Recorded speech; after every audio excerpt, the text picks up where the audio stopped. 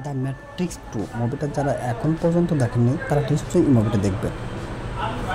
আর এই মুভিটা এক্সপ্লেন করার মতন ভাষা আমার কাছে নেই, তবে এই মুভিটা যতটুকু সম্ভব আপনারা দেখবেন। এটা ফুল মুভিটা না দেখলে মুভিটা বুঝবেন না, যত এক্সপ্লেন করে না কেন, কারণ এই মুভিটা অ্যাকশনের জন্যই ভরপুর।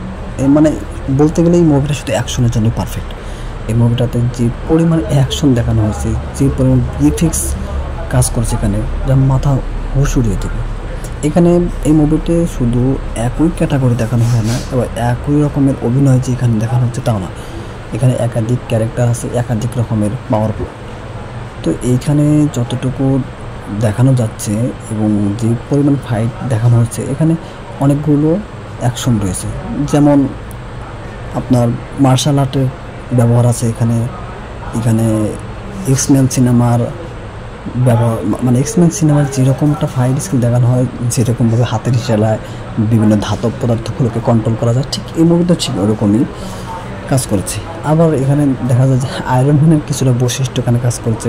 আবার এখানে দেখা যাচ্ছে যে সুপারম্যান সিনেমারও কিছু কিছু কাজগুলো এখানে আছে। তো মুভিটা যারা এই মুভিটা ফুল এখনও দেখেননি তারা অবশ্যই মুভিটা পুরোটা দেখবেন এবং তারপরে বুঝতে পারবেন যে আসলে মুভিটা কী রকমের এবং কী ধরনের হয়ে থাকে।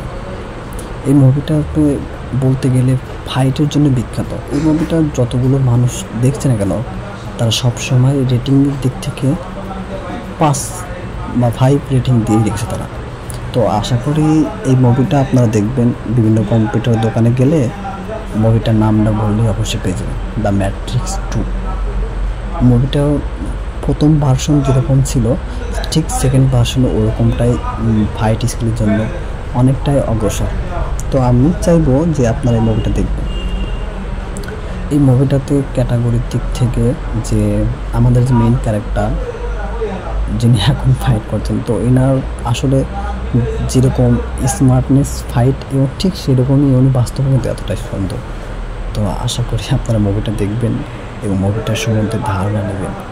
আমি শুধু এই মুভিটার সম্বন্ধে এটাই বলতে পারি যে মুভিটা আসলে সুন্দর, আপনারা দেখবেন। আমি মুভিটার কমেন্ট শুধু এগুলো করতে পারি, কেননা এই মুভিটা এক্সপ্লেন করার মতো কিছু নেই। এক্সপ্লেন করলে অতটা বোঝা সম্ভব না, আর এটা এক্সপ্লেন করা যায় না, কারণ যে সকল মুভিগুলো ফাইট স্কিল দেখানো হয়, যেগুলোতে অ্যাকশনে ভরপুর থাকে, সেগুলো আসলে এক্সপ্লেন করা যায় না। এগুলো শুধু সরাসরি পুরো সিনেমাটা দেখলে ভালো লাগে। এই মুভিটা এক্সপ্লেন করে সময় নষ্ট করে আমি আপনাদের সময় নষ্ট করতে চাই না। তো দয়া করে আপনারা মুভিটা দেখবেন, আশা করি ভালো লাগবে। তো আমার এই ছোট্ট চ্যানেলটা আপনারা একটু সাবস্ক্রাইব করে আমার পাশে থাকবেন এবং অন্যদের মধ্যে শেয়ার কমেন্ট করে দেবেন। তো মুভিটা সম্বন্ধে ধারণা দেওয়ার মতো হয়তো আমি পারিনি, তো তারপর আপনাদের কাছে ক্ষমা চাচ্ছি। যতটুকু পারছি এতটুকু যেন মানুষজন বুঝতে পারে, এইটাই সর্বোত্তম।